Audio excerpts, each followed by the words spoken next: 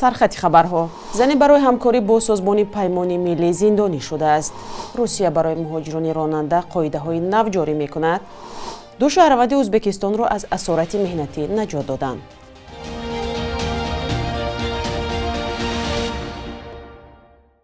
рӯз бахайр бинандаҳои азизи барномаи навиди бомдодӣ. Бо умеди сиҳатмандии шумо барномаро бо охирин хабару гузоришҳо аз душанбе тақдиматон мекунем. имрӯз сешанбе 13 июн аст.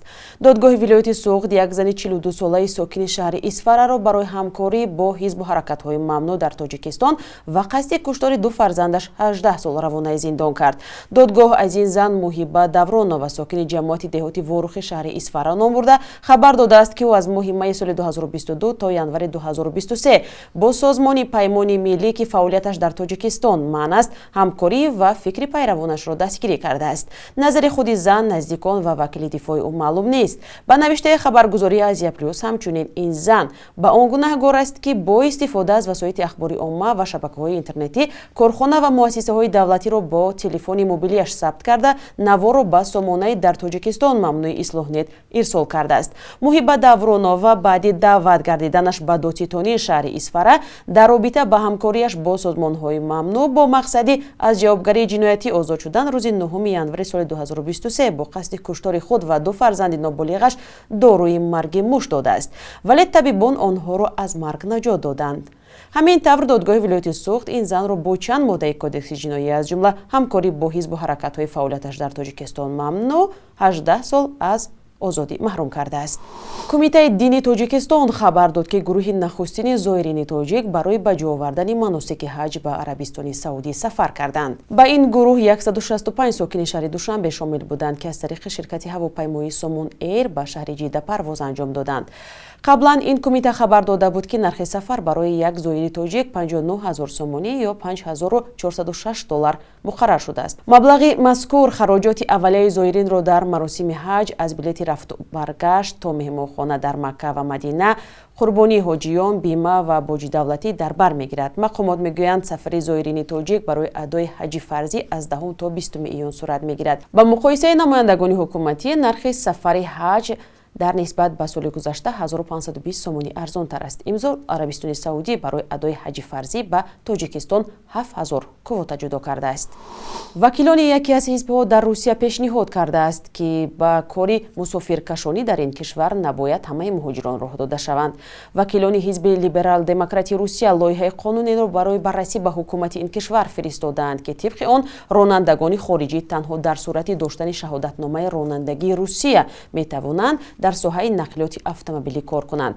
хабаргузории ТАСС иттилоъ додааст, ки тибқи ин санад ба сокинони давлатҳое ки забони русӣ забони расмӣ маҳсуб мешавад иҷоза медиҳанд ҳамлу нақлро дар Русия бар асоси шаҳодатномаи ронандагии миллӣ анҷом диҳанд. сабаби ин тағйирот он будааст, ки солҳои охир бо айби ронандагони хориҷӣ ҳодисаҳои нохуши роҳу нақлиётӣ зиёд шудааст. ба иттилои вазорати корҳои дохилии Русия дар соли 2022 бо айби ронандагони хориҷӣ 43 000 садама сабт шудааст, ки аксари онҳоро шаҳрвандони Ӯзбекистон, Қирғизистон, Тоҷикистон, Арманистон ва Озарбойҷон анҷом доданд. дар як ҳамоиши тарабхонадорон, ки дар Душанбе баргузор гардид, роҳҳои беҳбуди хадамот ва сифати ғизо баррасӣ шудааст. дар ин ҳамоиш тарабхонадороне, ки солҳо боз таҷриба доранд, миёни ҳам суханронӣ карда хостори табодули таҷриба шуданд. дар ин ҳамоиш боз чиҳо гуфтанду чиҳо пешниҳод шуд, дар гузориши ҳамкорони мо Амир Исоев ва Искандари Фирӯз мебинем. дар шаҳри Душанбе форуми тарабхонадорон баргузор гардид, ки дар он роҳҳои беҳбуди хадамот ва сифати ғизо баррасӣ шуданд. ин дар ҳолест, ки нархи хӯрок дар тарабхонаҳо на ба ҳама дастрас аст. аммо соҳибони тарабхонаҳо гуфтанд, мошинҳои гаронарзиш дар назди тарабхонаҳои Душанбе гувоҳи он аст, ки як қишри муайяни аҳолӣ имкони ба тарабхонаҳо рафтанро дорад. бо вуҷуди ин, Тоҷиддин Ҷалолов, намояндаи гурӯҳи тарабхонаҳои яккасарой ва яке аз созмондиҳандагони ҳамоиш мегӯяд, ширкаташ дар фикри поин овардани нархҳост. тарабхона ин ҷое ҳаст, ки шумо метавонед ки интихоб кунед, яъне ки тамоми хӯрокҳое ки барои шумо писанд меояд, шумо онро интихоб мекунед ва шуморо ҳеҷ кам маҷбур намесозад, ки шумо ин ё он хӯрокро истеъмол кунед. як лоиҳае ки ба нав мо таъсис додаем ин тарабхонаи оилавӣ аст. нархҳое ки ба худи оила қобили қабул аст, яъне ки онҳо метавонанд ки бо ҳамроҳии оилаи худ бо фарзандону набирони худ омада ва инчунин дар он ҷо гӯшаи махсус барои кӯдакон таъсис дода шудааст ки онҳо дар он ҷо вақти худро хуш бароҳат ва ройгон мегузаронанд. раиси гилдияи тарабхонадорони ӯзбекистон Санҷар Мақсудов дар ҳамоиш аз таҷрибаи 20-солаи худ суханронӣ кард ва хостори табодули таҷрибаи дуҷониб шуд. Что я заметил, таджикская кухня и узбекская, они очень близки. ман мушоҳида кардам ки таомҳои тоҷикиву узбекӣ хеле ба якдигар наздиканд. барои ҳамин ман наметавонам хаттеро байни онҳо кашида бигӯям ки инаш тоҷикӣ асту онаш узбекӣ, зеро мардуми мо якҷо зиндагӣ мекунанд. ними аҳолии Ӯзбекистон тоҷиканд ва ин ҷо ҳам ӯзбекҳо кам нестанд ва фикр дорам таомҳои ӯзбекиву тоҷикӣ яксонанд. Я думаю, это кухня смешанная. Санҷар Мақсудов афзуд ки қурутоби тоҷикӣ солҳои охир дар Ӯзбекистон хеле машҳур шудааст. Мы сейчас хотим... мо як тарабхонаи танӯрӣ дар Тошканд кушоданием ва ният дорем дар он ҷо тайёр кардани қурутобро роҳандозӣ кунем. Ташкентида. Вулгар Худиев, намояндаи гурӯҳи тарабхонаҳои Паша Холдинг аз Озарбойҷон, бар ин аст ки ҳар тарабхона бояд дурнамои дақиқи кори худро дошта бошад. дар акси ҳол метавонад дар нахустин моҳҳои кораш варшикаста шавад. Инвестор, прежде чем вложить деньги в ресторанный бизнес, в ресторан, там, либо в другую сферу, там, сармоягузор ба арсаи тарабхонаҳо нахуст бояд дақиқ созад ки даромади солонааш чӣ миқдор мешавад. агар 10% солона бошад, беҳтар аст ки маблағашро ба бонк спорад ва фоидаи солонаи бештаре бигирад.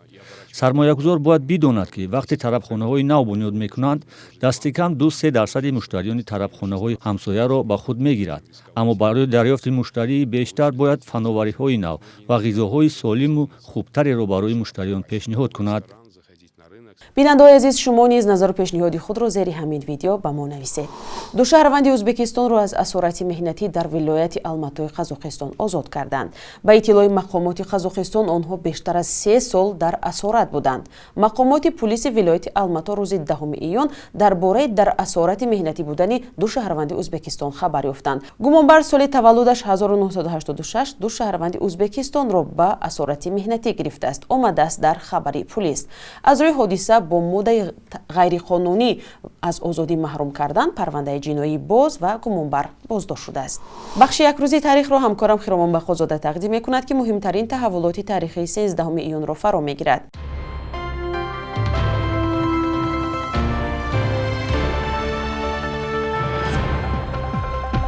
13 июни соли 1937 ҳофизи халқии Тоҷикистон Одина Ҳошим таваллуд шудааст ки ҳамагӣ 56 сол умр дид, вале тавонист чун як ғазалсарои тавоно ва соҳиб мактабе ном барорад.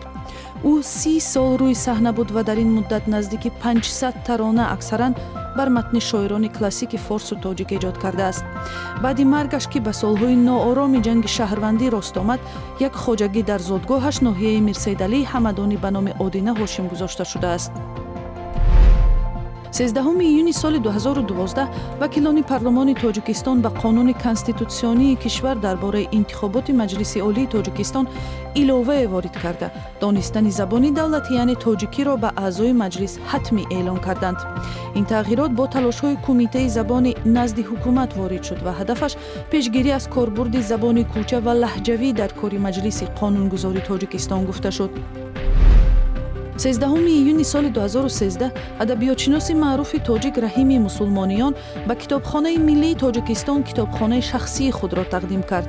4000 адад китоби донишманди номӣ аз китобҳои илмиву бадеие иборат аст ки дар солҳои гуногуни кору фаъолияти эҷодиву илмии ин донишманд ҷамъоварӣ шудааст.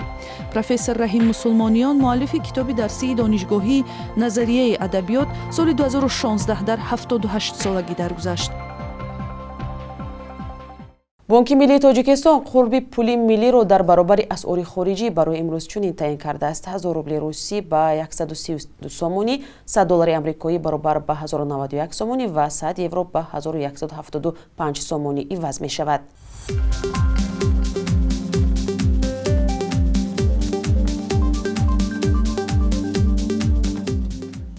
шумо навиди бомдодиро тамошо кардед. хабарҳои навро ҳар лаҳза метавонед аз вебсайти радиои озодӣ ва саҳифаҳои он дар шабакаҳои иҷтимоӣ пайгирӣ кунед.